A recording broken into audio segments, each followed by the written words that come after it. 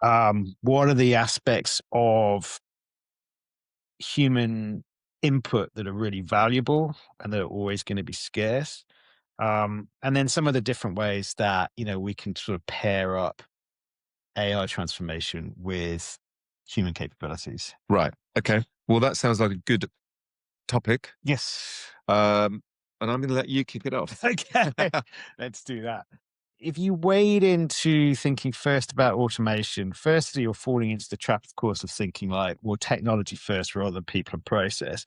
And secondly, you're not actually recognizing where the human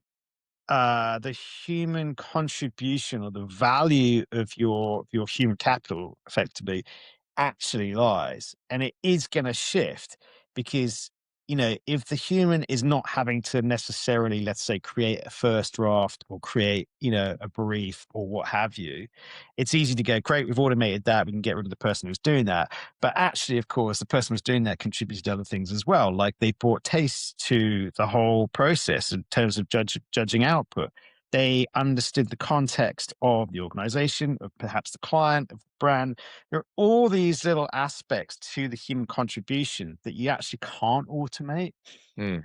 So, what's important is to think about how you get the best out of the entire setup. How can you use AI to automate, bring efficiencies to the parts of the process, the parts of the workflow where that's a valuable thing to do.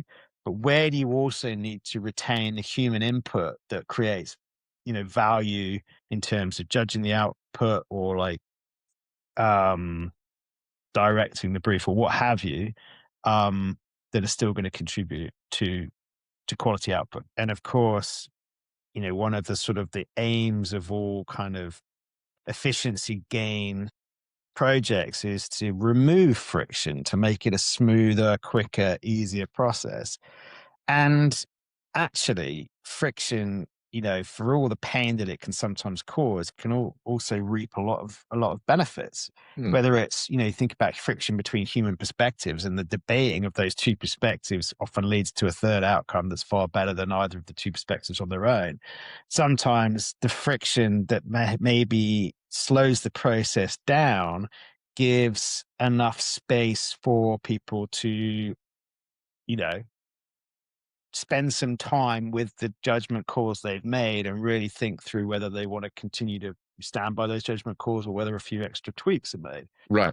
So there's that unintended consequence of removing friction, which sounds like, what a no-brainer, Mhm. but actually you're removing parts of the process that were integral to, generating the quality that you need.